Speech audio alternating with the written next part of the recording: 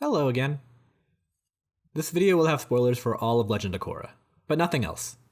As much as I'd love to see Avatar tackle the Nuremberg trials, I haven't read the comics, so you don't have to worry about that either. So, in Legend of Korra Season 4, we pick up after the fall of a kingdom. The Earth Kingdom and its tyrannical Earth monarchy have fallen thanks to some uppity anarchists. The continent's government has collapsed and roving, stateless bandits are attacking the fractured settlements. Despite there likely being enough food for everyone, these bandits are choosing to starve small towns like Yi by taking everything, with an intentional cruelty. In comes the star of our show, Kuvira, on the back of funding from Zaofu elites and the United Republic to quell this uprising and unite all the provinces under her banners. Where the community defense airbenders prove inadequate to stop the bandits, Kuvira's militant force succeeds, and succeeds permanently, as after she imposes statehood upon them, they are eliminated as a threat for the rest of the series. Clearly what she does works. Yet this is only the start. And in fact, Kuvira intends to transform the former Earth Kingdom into her new, shiny, metallic Earth Empire. A decidedly coercive military dictatorship that subjugates its people in the name of productivity and security. And now that she's established order, she sets her eyes on conquering the United Republic as well.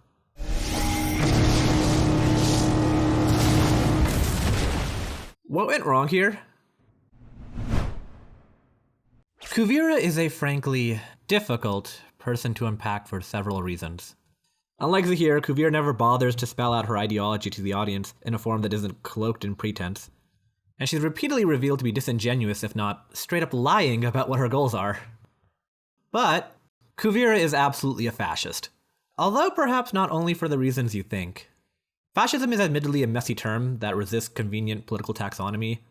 Fascist social movements have taken wildly different shapes depending on where and how they form, and almost every common attribute you could draw between them has exceptions.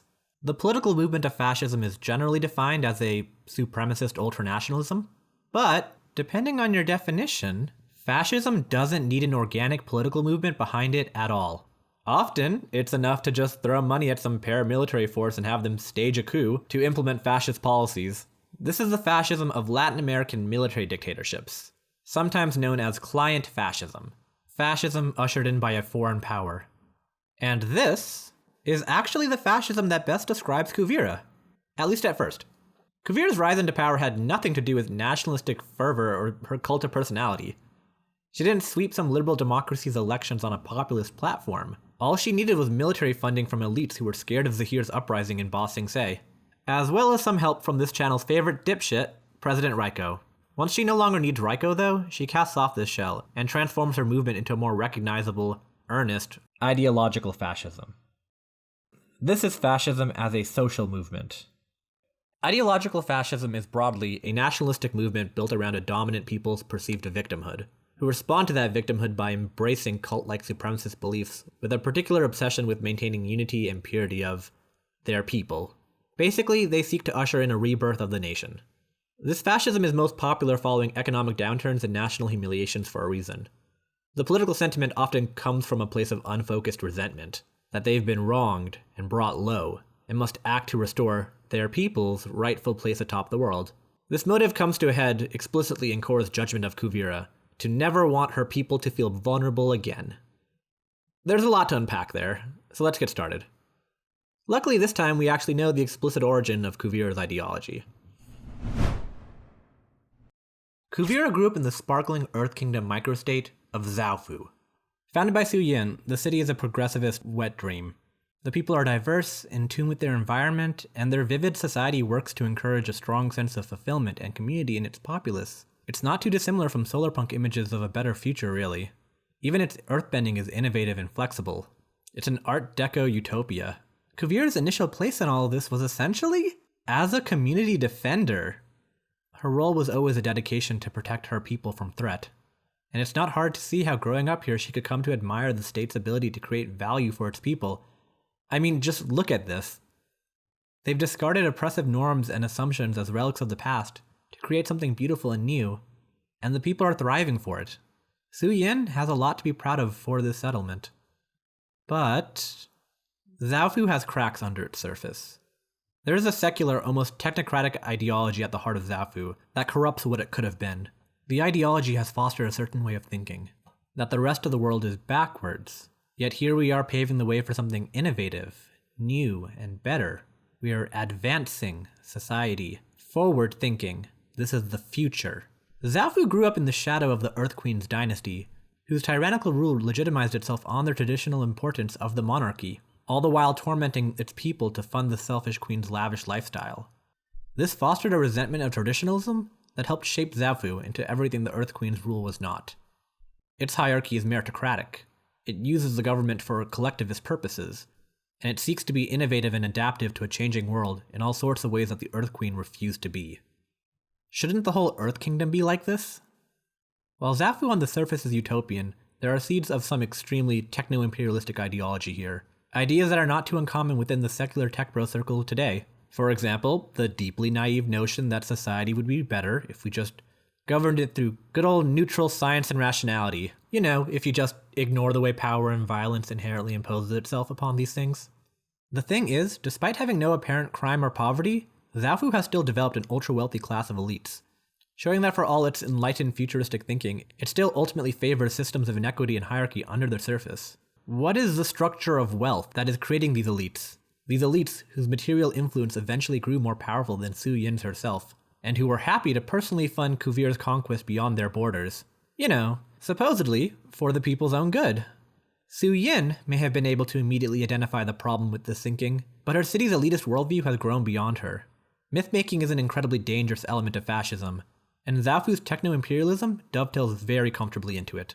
In light of the failures of a decadent monarchy, wouldn't it be better for the elites to pursue this, a rebirth of the nation? Their innovation and accomplishment are a sign of their authority here, right?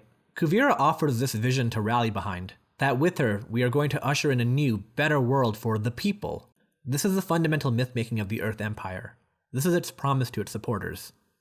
A story about themselves and how they will inaugurate an exciting new world in place of the decadent, played-out one that existed before. No more queens. And no more Avatar either. Both are relics of a past that are holding us back. We, the vanguard, will usher in a revolutionary, shining world. And everyone else needs to get on board. As Kuvira sees it, her people must act with unity, and for their own sake must be forced to if they refuse. Brutally represented in her style of earthbending. Kuvira holds individualism and selfishness responsible for all of her nation's problems. And there is some evidence for that. The previous government was ruled by the hyper-individualistic Earth Queen, who was more than happy to be a selfish parasite upon her people, the results of which were widespread suffering and decay that destroyed a dynasty and fractured a continent. We've also already witnessed how selfish bandits are sabotaging the prosperity of states like Yi. So, Kuvira endeavors to stomp out this dangerous instinct wherever she sees it. The Empire's stylish uniforms and haircuts are some of the more innocuous ways, as is her flashy military pageantry. She seeks to replace the people's individualism with a commitment to a collectivist pride. And she also, earnestly, thinks this is for their personal betterment. Having an identity to rally around gives direction and clarity, and therefore joining in with her cause is good for your moral improvement. The people need a shepherd, so put your needs to the side for the good of the group. And she practices what she preaches here. Kuvira will always put her people's needs above her personal wants, no matter what must be sacrificed. But there's a subtle distinction between what Kuvira means by serving her people's needs and what you might assume she means. She does not, for instance, mean serving the literal needs and wants of her citizens. 100% of her people could be miserable and hate her guts, and that would make no difference to Kuvira. This is not hypocrisy. Kuvira just doesn't analyze society as made up of individuals with their own wants at all. Instead, she has replaced them with a collectivized people, a unit, whose needs are abstract, and then made their well-being synonymous with the prosperity of the national project that represents them, the greatness of the nation. The problem is, what maximizes the nation's prosperity, i.e. its power, wealth, and security, is often in conflict with what's good for the individual citizens. That's why she is happy to force her citizens into productive work camps, coerce people to join the military, and invade wherever she's rejected, all the while believing and acting as if she's coming to her people's defense by doing all this. Her people's needs are a fictitious construct, but they don't get an actual say in anything. No. Which in truth means that Kuvira's Earth Empire's real mission is not serving anyone's specific needs, but just infinitely strengthening its own power and control under circular logic. And hey, what's so wrong with that? Kuvira's been purging states of anyone who's not of Earth Kingdom origin and locking them up. Purging? Oh. Might have spoken too soon there. Kuvira is an ethno-nationalist. What she really means by my people is specifically ethnic Earth people.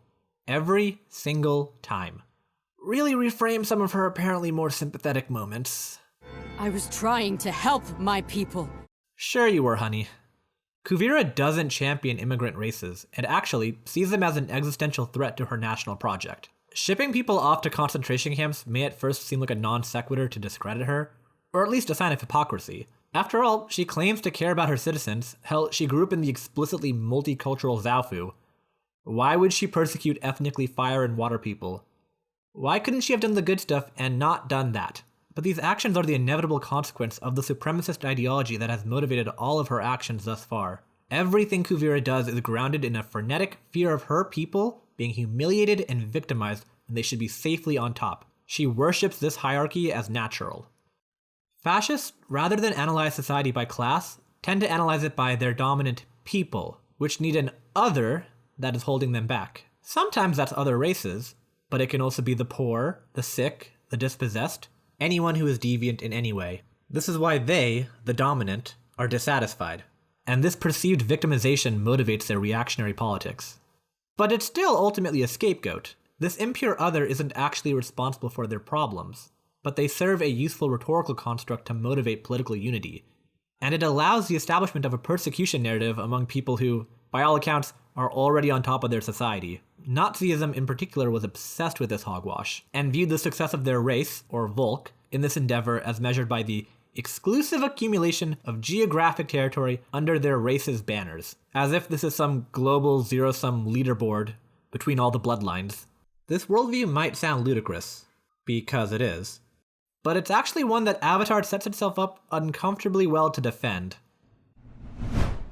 For most of the entire history of the Avatar world, all states were inherently ethno-states. The nation of each element and the people of each element were synonymous, to the point where I'm having to invent terminology to distinguish ethnic Earth people from Earth Kingdom citizens. And while the Nazi idea of race bloodlines being metaphysically distinct from each other is embarrassing pseudoscience gibberish, the world of Avatar takes the metaphysical distinction of the elements as, well, a premise of their world building. Republic City was honestly groundbreaking for challenging this assumption, but that assumption still exists. And if anything, Republic City shows that Kuvira's fears about mixed-race people aren't entirely baseless. Stay with me for a second. I have an angle here. The Fire Nation colonies that make up the United Republic were Earth Kingdom territory. But after the war, rather than being returned to the Earth Kingdom, they were declared independent by Aang and the Earth King. An action that was directly participated and justified by the Fire Nation's immigration and influence changing the demographics of the land. So Aang figured to re-establish the territory as a new society for people of all elements to have a home. Which is great and all, but what this means is that the Earth Kingdom's territorial sovereignty can, apparently, be forfeited as a consequence of immigration and globalization. This is the lesson that Kuvira seems to have learned anyways, as she despises the United Republic and sees its formation as a humiliation to her nation. This created all sorts of resentment. Resentment for the international order and Republic City. Resentment for the weak, decrepit monarchy that would forfeit their territory. Resentment for the Avatar. And finally, resentment for those immigrants whose existence justified the annexation. For someone like Kuvira, someone who hinges their entire worldview on the preservation of a dubious racial geographical sovereignty, it therefore follows that Water and Fire Nation influences must be purged for the good of her people. And there's no doubt that's what she planned to do to the United Republic had she succeeded in conquering it. Kuvira may claim to be ushering in a new world, but what she really seeks is a return to an old one.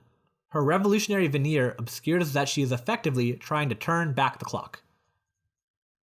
Although, the situation with Republic City, it's a bit more complicated than just that, isn't it? Let's just, for a moment, pretend all the ethnic cleansing, racist, autocratic stuff just wasn't there.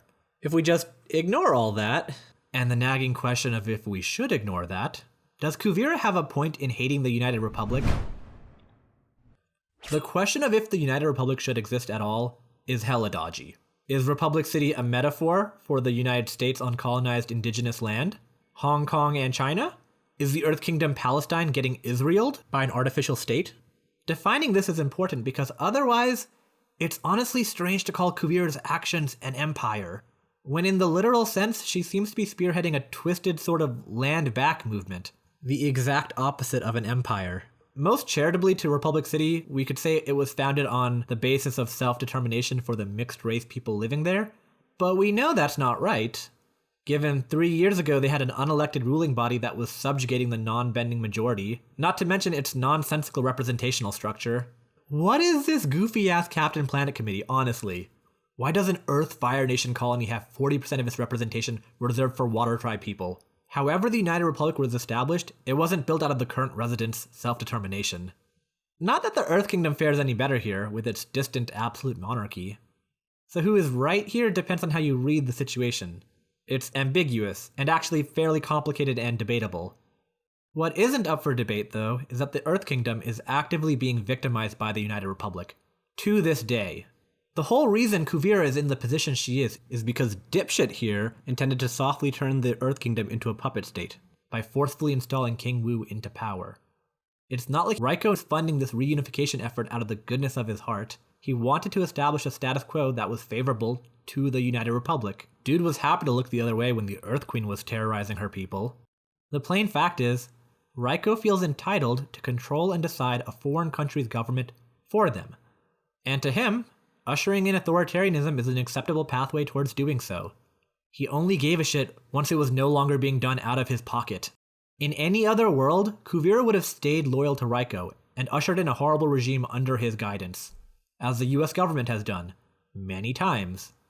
But she defied him, and that much was justified. Tell your world leaders to stay out of Earth Empire business. We won't accept their hand-picked dictator.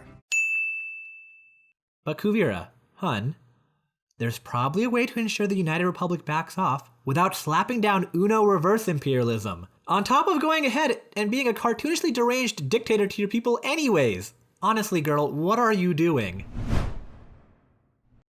When we first meet Kuvira, she is the picture of stability and order.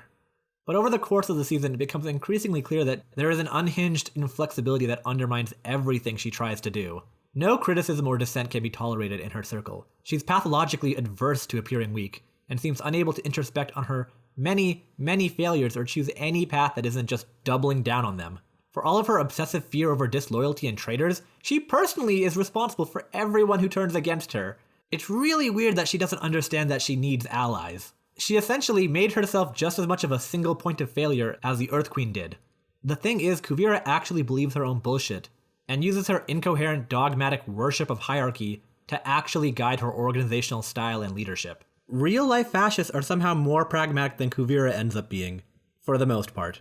Her obsession with absolute loyalty and purity makes her deeply paranoid, and she eventually starts purging the top of her ranks left and right like she's a Rush Azula cosplay. Oh, they even did the thing with the hair. That's cute. While Kuvira takes pains to present herself as charismatic and intimidating, the reality is Kuvira is a deeply unstable person. She's someone who would rip their arm off to uphold her insane standards, as she literally does. Let's also dismiss with this notion that she was leading the Earth Kingdom anywhere good, even for her people. She planned to harvest every single spirit vine in a clear deforestation analogy. She destroyed Zaofu's protective achievements for her stupid mech. She turned all of the states she acquired into coercive work camps hostile to her. This is also painfully unsustainable bad leadership. She's essentially throwing self-destructive tantrums. Although, it doesn't actually matter. It doesn't matter how bad Kuvira is at governing. She could be excellent at it, and it would still be the case that she must be stopped. The thing is, her supremacist ideology would always have evolved towards genocidal policies. There is no other way to ensure homogeneity in a mixed-race society. There is no middle ground here. Fascism will turn to genocide. And that genocide will not stop. Fascists must always create a new enemy to blame. There is no endpoint where they are satisfied. It's an endless violence machine. Her taking down some bandits at the start of the series doesn't make her a force for good.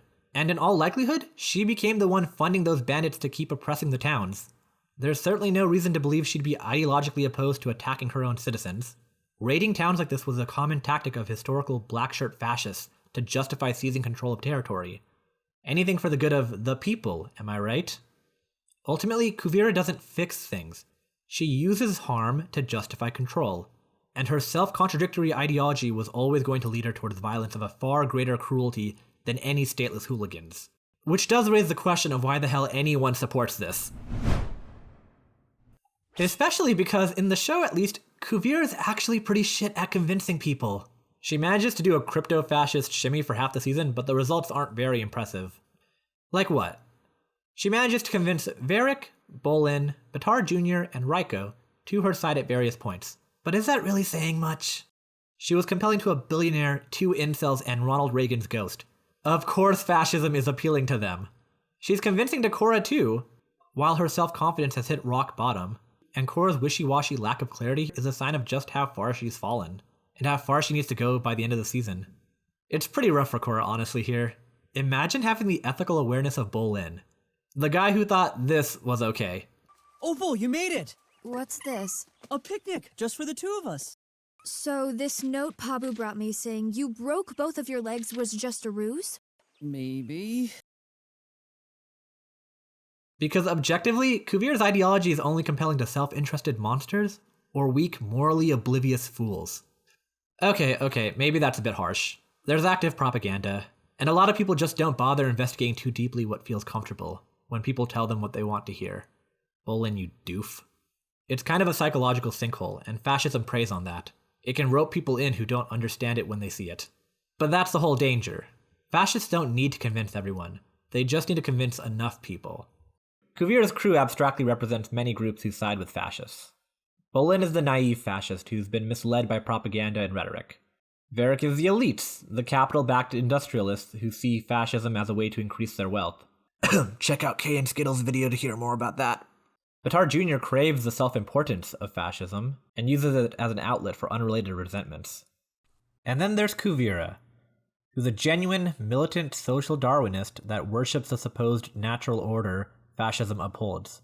Because clean, absolute, militantly enforced boundaries between human categories gives her a sense of control and power. And that's really what fascism comes down to.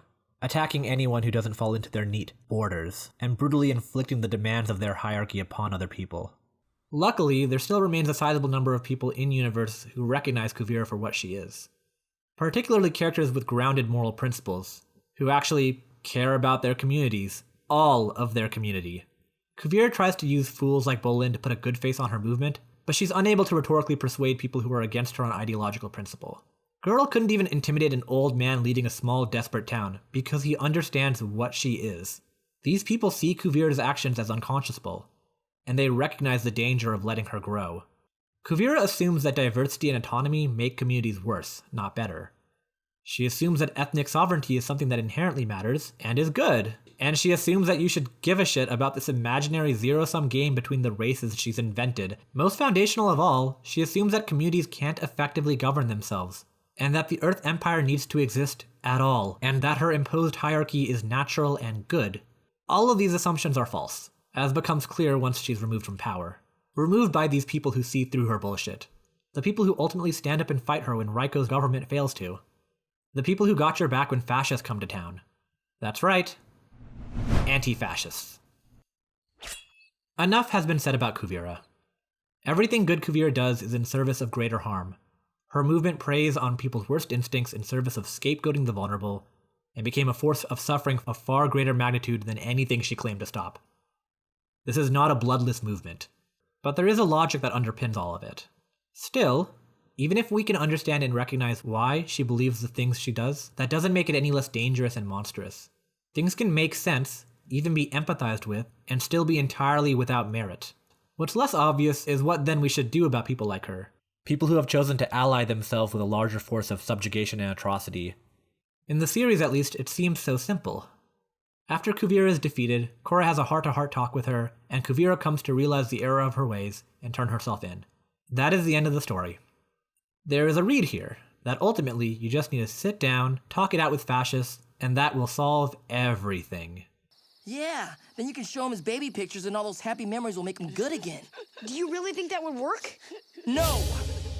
The series suggests that everyone can be de-radicalized, and there is a lot to criticize in this portrayal, and I don't mean to knock anyone who does criticize it. But I'd like to offer an alternative read. The way I see it, plenty of people try to talk to Kuvira throughout the series. It never works. Because as long as Kuvira has leverage and is in the process of subjugating people, all debate with her is in bad faith, and she will twist it to service her political goals. That's not to say there's no place for de-radicalization. Bolin and Bitar Jr. are abandoned by the movement and begin the process of recovery. But for Kuvira, that path can't open up. At least not until they break the law mounting resistance, sabotage all of her infrastructure and property, and finally, literally rip her from her seat of power by force. I mean, come on. Our heroes kidnap Kuvira's weasel of a boyfriend to threaten his life and force her to stand down. It doesn't work, but this is far from a show that insists you need to use kitty gloves with fascists. A lot of the apparent problems with the conclusion rests on resolving Korra's character arc, but there's two halves to it. Yes, at once, it spotlights Korra empathizing with Kuvira as good and kind, but we're also shown empathy alone is not enough. Earlier, it actually leaves Korra pliable to Kuvira as a useful idiot. It enables her. What Korra does here is synthesize her empathy with a renewed moral clarity. She learns to be unbendable in the face of adversity and outsiders trying to compromise her values. She is able to understand Kuvira, yes, but without losing her footing. She looks past Kuvira's rhetoric and sees the weakness that underpins it. She recognizes the mechanics of fascism, while still being absolutely opposed to it. And critically, she only offers this empathy after she beats Kuvira to a pulp and ensures that she's lost any chance of winning the battle. It's part of the come down. But empathy is not what saves the day. It's what saves Kuvira. And it's not the full story. If we want to see the show's diversity of thought on acceptable praxis, we need to look beyond one capstone moment. Su Yin, for several reasons, is the actual heart of the narrative's thesis on politics. She's not perfect, but she's part of the core of what the series considers ethically defensible. She already understands empathy, she already understands integrity, but unlike Korra, Su has thought through the practical, difficult questions of politics that Korra just honestly never grasps, even by the end of the series. Su Yin is placed central in examining and critiquing both Zahir and Kuvira's ideologies in their respective seasons. And ultimately, Su is the only character to put her money where her mouth is and successfully weave together Zahir and Kuvira's ideals to synthesize something constructive and good. Like Kuvira, Su Yin understands that society can be a tool to better people's lives and enable amazing collectivist projects. But like Zahir, she understands that sometimes you can't just talk things out with those who are trying to subjugate people. And sometimes, despots need to be stopped.